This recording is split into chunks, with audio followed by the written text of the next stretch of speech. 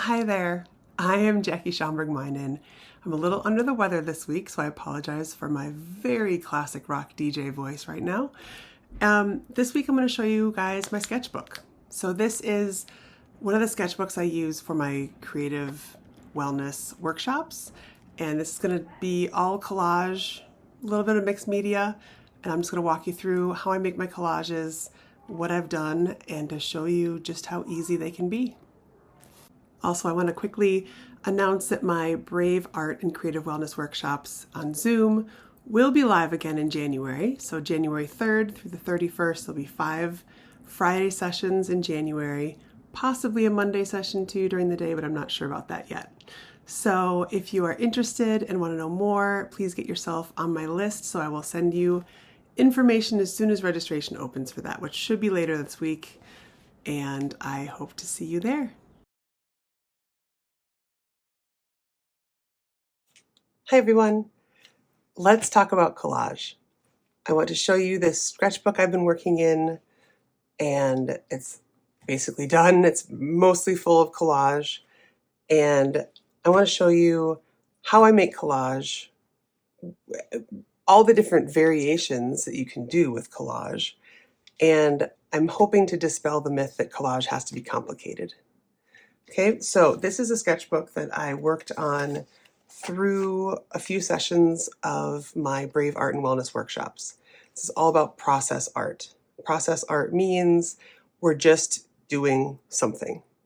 Doesn't matter what it looks like at the end, doesn't matter if it's finished. It just matters that we glued things down, we followed what felt good, we looked at things and said, oh, I like this red, I'm going to put this in. I like this black and white contrast, I'm going to put that in. And you kind of look around, see where it feels good to put it, glue it down, move on to the next piece. So there are some intricate things, right? There's some really thin stripes. I think I did that mostly because these two pieces, I worked on them together as an open, diptych, but they didn't feel like they went together as much because this was completely monochromatic at the time and this was completely colorful. So I wanted to stretch these so that it brought them together and brought a little black and white on this side as well. Here's another one. There was something over here that has been since taken out. I think because I sold it or hung it up in my house. I can't remember which. But this may look very complicated, but it's just a few pieces of magazine paper. So there's 1, 2, 3, 4, 5, 6, 7, 8 pieces. But it's a full colorful explosion. The one thing I like about collage is that everything has already been pre-printed for you. So it's like working with patterned paper, and you get to decide how much you want of that image, how little you want of that image. You can stitch words together to say whatever you want to say. Sometimes it's just seeing words and connecting some dots. You can also just clip out every individual word you want to say and write a whole paragraph. I typically take something when I said we need a vacation, and then I was like, you, meaning me, I need a vacation. It's a very fun way to edit things together and doesn't require much, original thought, which some may say that's not challenging enough, but I would argue that sometimes when you're faced with so much input and so many patterns, it can also be overwhelming. So the more you can simplify things, start taking, cut out 5 magazine pages, push everything else aside, just work with those 5 pages and cut out colors, shapes, images that you like, glue them all down and see what you're left with. This was more of a mixed media approach where I painted the paper in some areas and then drew on it with crayons after, but still very collage based. This one is very mixed media. So this has some collage here, some collage here, and then the rest is paint. So a bit of a departure. As I said before, it doesn't matter if you finish the work while you're doing it in process art. The whole experience really is about being present and doing what feels good. So I don't remember this exact session. I don't remember if I was thinking too much and just took my time too much and wasn't really focused on it, or if it just felt really good to just work with these and the other things didn't feel good. No wrong answer. You can see I left this page blank because I was working on it as an open face diptych again, but never made it to this page.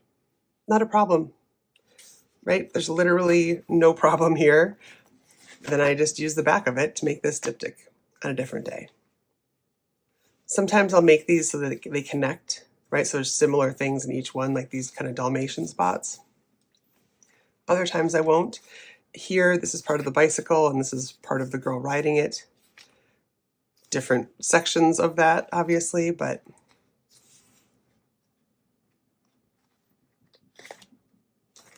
I love how colorful collage can be. This is tons of warm colors, a little bit of a cool blue here. We didn't finish this part. I could go back and finish this now, but I probably won't. And the reason I won't isn't because I don't think I can finish it well or I don't think it would work. The reason I won't, most likely, is because when I work on these things, especially in the workshops, it's very much a snapshot of that present moment. So whatever was causing me to pick these things and to have these things that caught my eye, that moment has come and gone. And certainly I could work more on these, but I like keeping this just as a record of that experience. Maybe I'm just a sentimental sap, which is also a very real possibility, but there's something that I like about just knowing that this is where I stopped that day and that was enough. There's no pressure to go back and complete anything. It's kind of a flip, right? Here's all the warm colors. Here's some cool colors with a little bit of warms mixed in. And again, you do not have to go edge to edge covering the entire piece of paper with your collage. I tend to do that because that's just what I tend to do. You could just as easily put one piece of paper here, one piece of paper here, and if that's what feels good, that's what feels good for you. When we go through these exercises in the workshop, we have an allotted amount of time. Let's say 20 minutes, let's say 40 minutes. It differs by the class.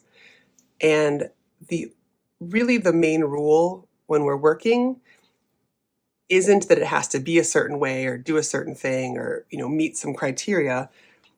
The goal is just to keep working the entire time.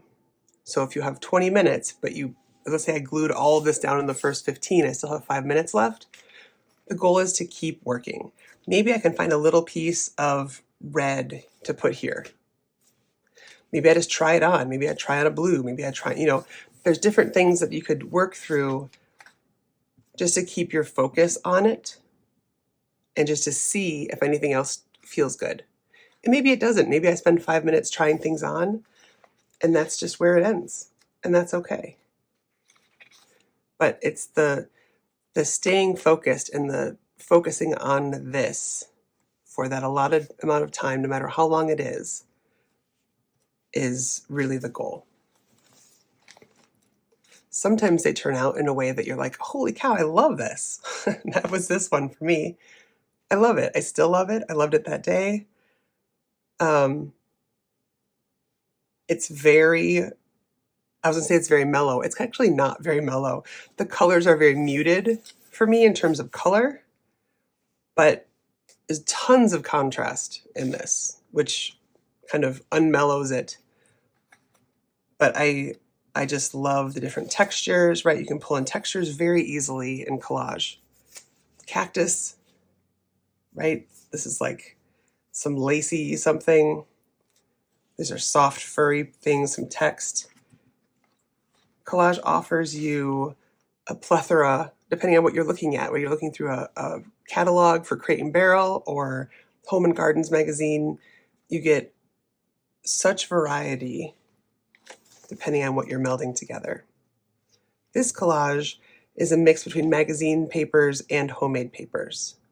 So this is a tissue paper image that I pulled. This is me doing a brush mark, just some offloading of brushes probably, or from gel plate. some crayons. Here's some more gel plate paper.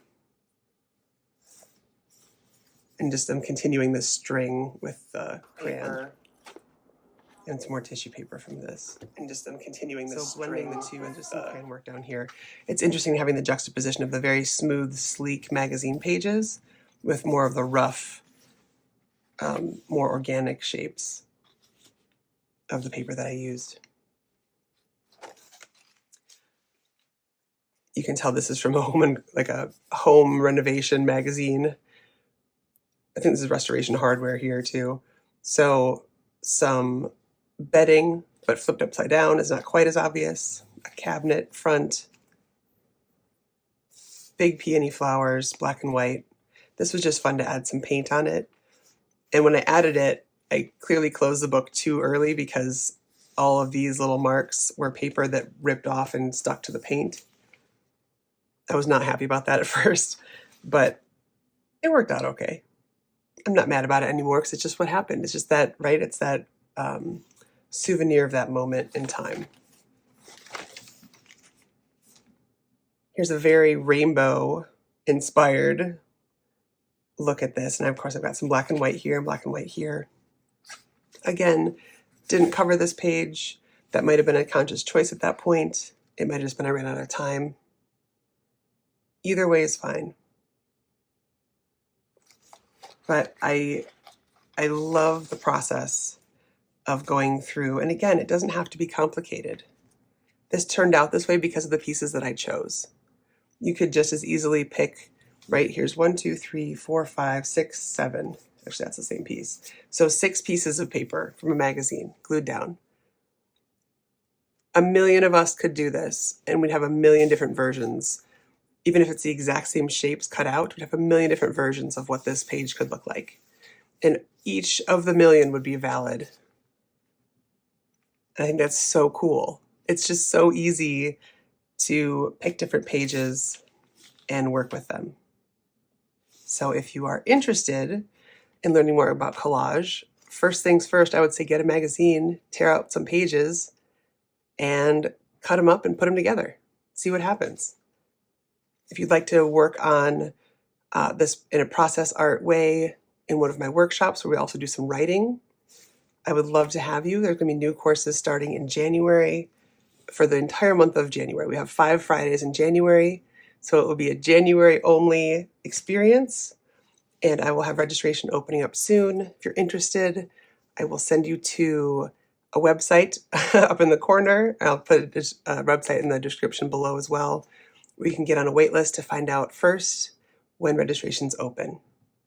I hope to see you there, sharing one of my very, very favorite exercises with you. Take care.